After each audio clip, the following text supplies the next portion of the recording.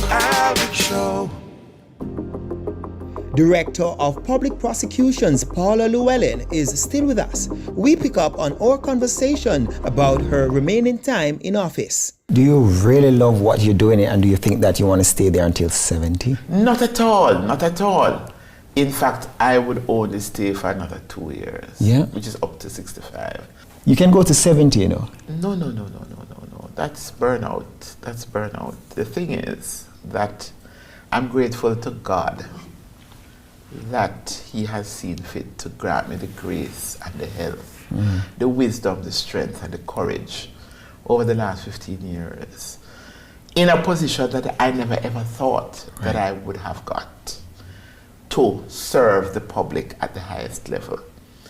As I indicated, the authorities have seen fit to align the law in respect of the Constitution, both with myself and the Auditor General, to what the rest of the service is.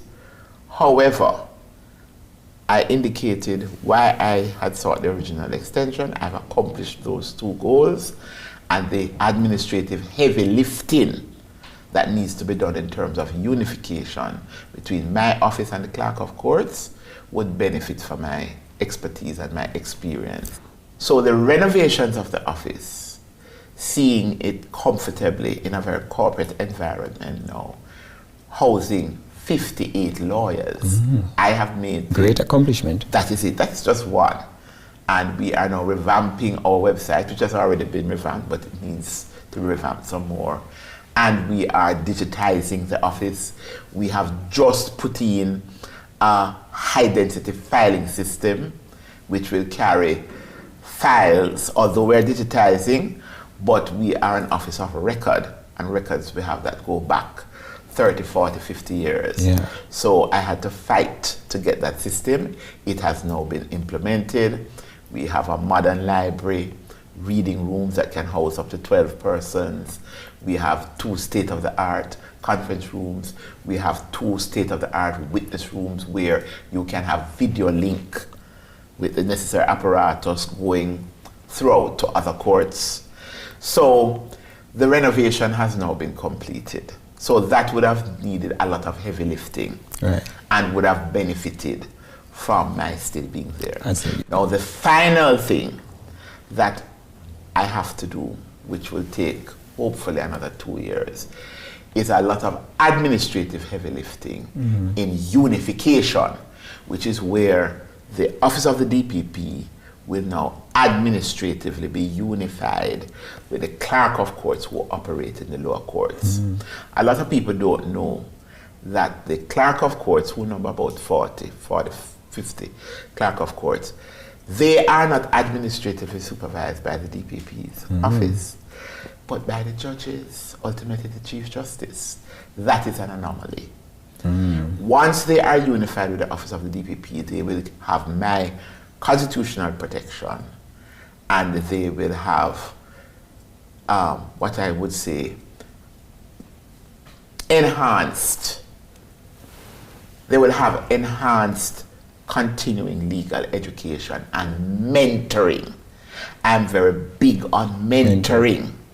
And it is quite clear that senior prosecutors who operate in my office at the highest level would be best suited to mentor Clerk of Courts. Great. Right? Mentoring is the way to go, especially in this Gen Z generation. We need a lot of it. We are in now. The Gen Zers, and although you tell me that you are over 30, you look young, you could pass for a Gen Z. So I could pass, You could pass. All right, so... But the thing is that one loves the energy and the drive of the Gen Zers, who believe they can do anything and everything.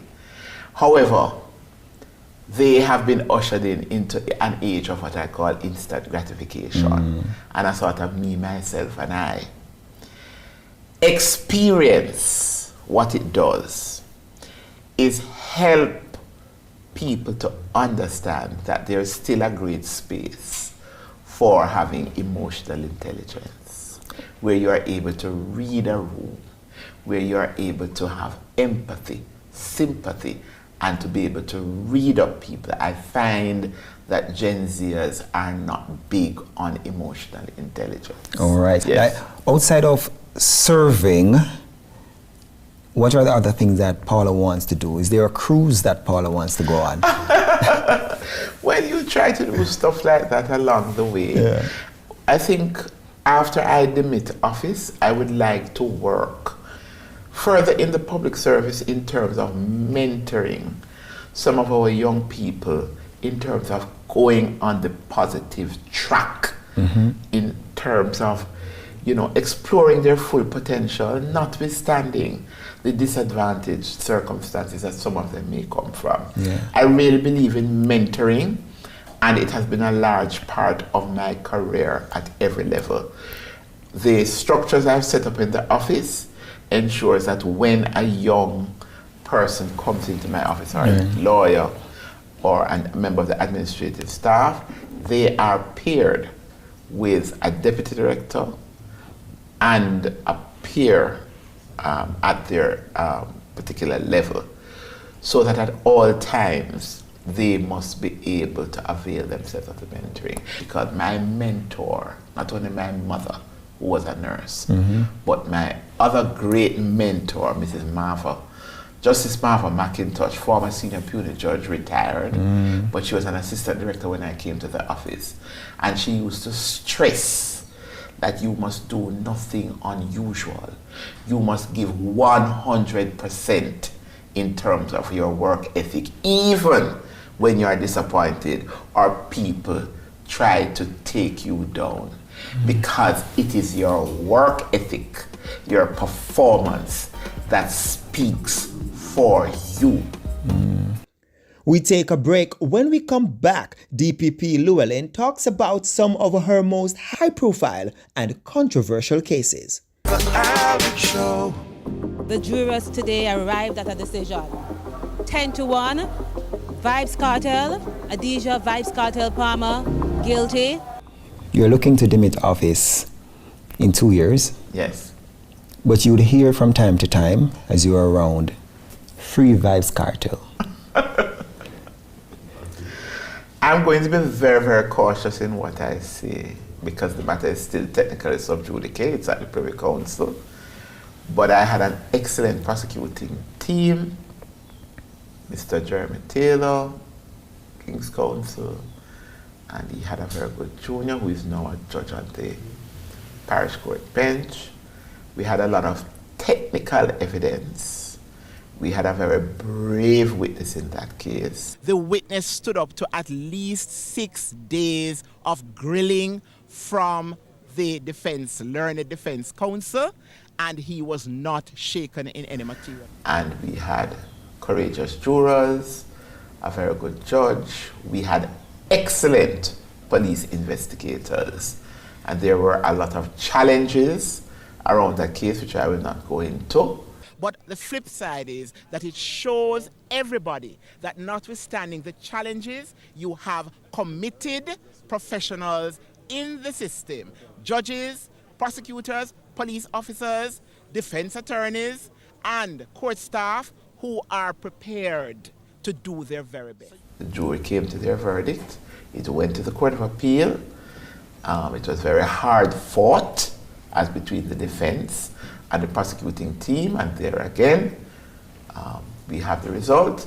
It is now at the Privy Council, and we will see what happens there. Remember, I told you that you can have the court of public opinion, but we operate in the court of law, even though we may understand or note some people's concern, but we are guided by the law. And the prosecutor is obliged not only to act with integrity and fairness, but to do all that can be done within the ethical construct of a prosecutor to put forward the best available evidence, which is what we did. The jurors are the supreme judges of the facts. Irrespective of whether the verdict was guilty or not guilty, certainly on our side, we would have been obligated and mandated to respect that verdict. That's the point to drive Yes. home. Yes. You're also You also dealt with the extradition of Christopher Coke. Christopher Dudus Coke has been captured. The West Kingston fugitive was picked up late this afternoon at Ferry, St. Catherine, and is now in the custody of the police. This time, the rumor turned out to be true. Dudus had indeed been captured. The man who held the entire corporate area to ransom for a week and has been on the run for at least another 3 was picked up on the Mandela Highway in St. Catherine this afternoon. Not only am I charged with responsibility under the Constitution to initiate prosecutions, take over prosecutions, or discontinue prosecutions, but I'm also charged with the responsibility of being the competent authority in extradition. I'm also charged with the responsibility of being the authority when it relates to mutual legal assistance, as in the Trafigura case. So one is surrounded by many burdens of office, but at the heart of it is your obligation to be fair and to act with integrity, and of course, utmost professionalism. When I came to office within, I think, 2 or 3 years, I had to deal with that matter. I have a very competent head of extradition unit, and I have several units. I've set that up, but a very competent head of extradition is Mr. Jeremy Taylor, and he and his team, and he said to me at the time, Mr. Llewellyn, you are the face of the office. I said, well, always. So I went with him to court, and it was a specially gazetted court on the premises of the Jamaica Defence Force. So we didn't even go into a regular court to have the extradition hearing, and he waived his right to, for want of a better word, fight the extradition, and it was by consent. So let me remind you, it was by consent. By consent. And the rest is history. In all your years in office, which case surprised you the most, or what are some things from a case that would have surprised you, and probably when you go home, you're probably in disbelief?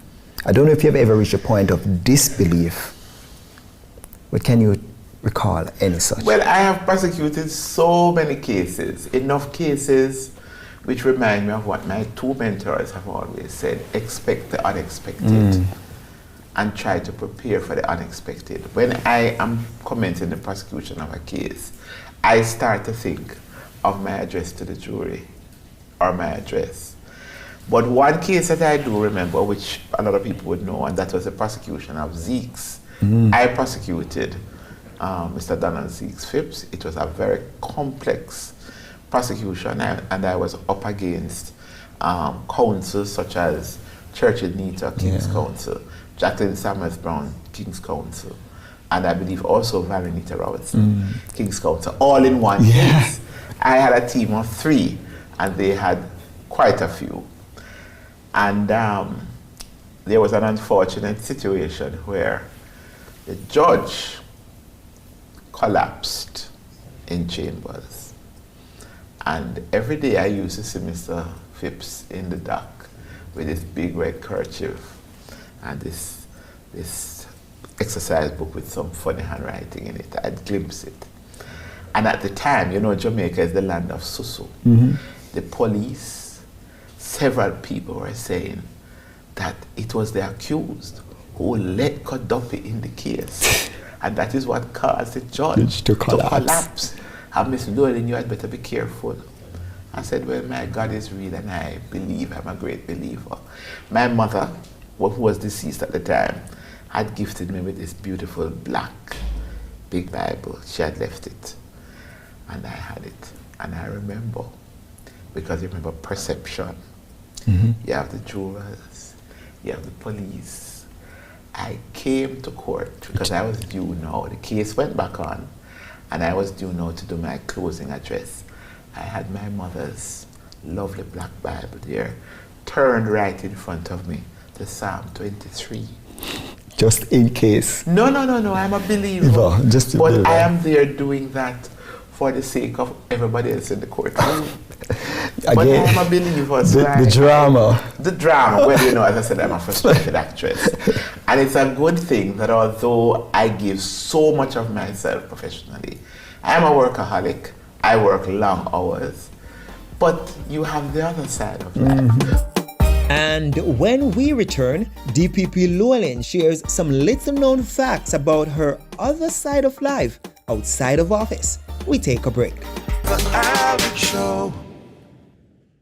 The prosecutors, other prosecutors who are assigned with other cases. There is no doubt that DPP Paula Llewellyn has had an illustrious career, bolstered by her dedication to excellence and public service. Yet, I wonder, how does she navigate between her world of cases and court dates and a world of courting and dating? On the other sides of life, you were never married? No. Yeah. You still love to be married? Well, if I found the right person and it was the appropriate thing to do, I wouldn't say no. Do you date? Guess what? You remember I told you I'm a workaholic. Oh, so you don't have time for dating? I'm a workaholic. And because of the nature of the work that I do, I'm told that some persons, notwithstanding my smile, may be intimidated. But that again is static. You see, I'm such a positive person. I still enjoy life. Yes. I love to dance. I love music. What kind of dance you do? All types. All types? When I say all types, I mean like calypso. I love soft music. 80s, 70s, 60s, 90s. I love So you'd be a good person to date then? You know, I think you're trying to draw my attention. And I'm not going to go there with you. Let the public leave with the impression of my smile. Yes. But I'm going to tell you, I was in the supermarket. I always give this joke. I was in the supermarket once, several years ago, and a gentleman comes up to me and he said, "Boy, Miss Llewellyn, I just love your smile." I said, "Thank you," and I smiled. So I was picking up something from the shelf and I noticed he was still standing up there. I had left my bodyguard in the car. I said, And I looked at him with an inquiring look. He said, "Is everything all right?" He put his arm at his side and he said, "Miss Llewellyn, what a way the stress agree with you." Right? So the thing is, irrespective of the challenges that you face, whether personally or professionally, your positivity, you have to be able to self-actualize. Right. You have to keep focused. You maintain a sense of humor so that you go on to meet life. I have been gifted with a beautiful daughter. Yes. No, that was very unexpected. But motherhood found me. And she now is the classic Gen Zer at 25. But she still has high emotional intelligence, which I have tried to make sure of. She has levels of critical analysis. She completed 2 degrees at the same time because of her work ethic while working part-time on the weekend as a surfer. She was abroad at a university, a very, very good university. That's great. But she says her mother is a public servant, so she has to help the family by working even in the snow on the weekend, serving at a restaurant. Good. But notwithstanding that, she completed 2 degrees. Her name is Leah. Bachelor of Science in Cybersecurity and a Bachelor of Arts in Law and Society, English and Spanish. But guess what? She says she still wants to do law. Wow. So I said to her, "You're on your own." But she's studying for it. Do you cook? Yes, I do. Yeah.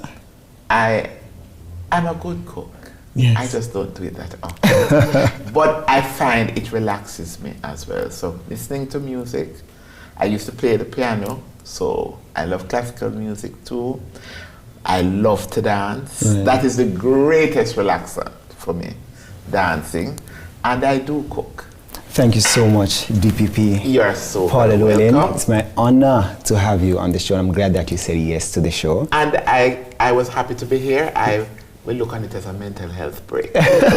Great to know. And I'm glad to know that you dance and you cook And you like slow music. And I love cricket. And it's cricket. just that with what is happening with the West Indies, Yeah. it's not loving me back. Right. I'm glad that you're putting that out there. So just in case after you dement office and you have time for dating and stuff like that, they kind of know. They kind of know from now. Listen to me, Alric. You are still trying to draw my tongue. I will allow it. But I wish you all the very Thank best. you so much. And keep looking as young as you do look. And good looking. You try to draw. But continue to be positive. Thank you so much. And always try to give back. I say to whosoever will be my successor, remember that it is you who serve the people. You serve the law. Remember your integrity. Remember to be strong, courageous, to be wise, and never get caught up with yourself or your ego. Service about because self. the public deserves to have your undivided attention in giving service above self. Thank you again for your service to Jamaica. Thank you. Appreciate you. Okay. Yeah. All right, so there you have it. DPP Paula Llewellyn. She shared her experiences with us, her story with us, her love for Jamaica with us. In 2 years' time, she says she will leave office, but she will be happy because she did a very good job. I'm Alric Mackenzie. Thank you so much for joining us. And we don't know if she's going to date, but let's be on the lookout. Take good care.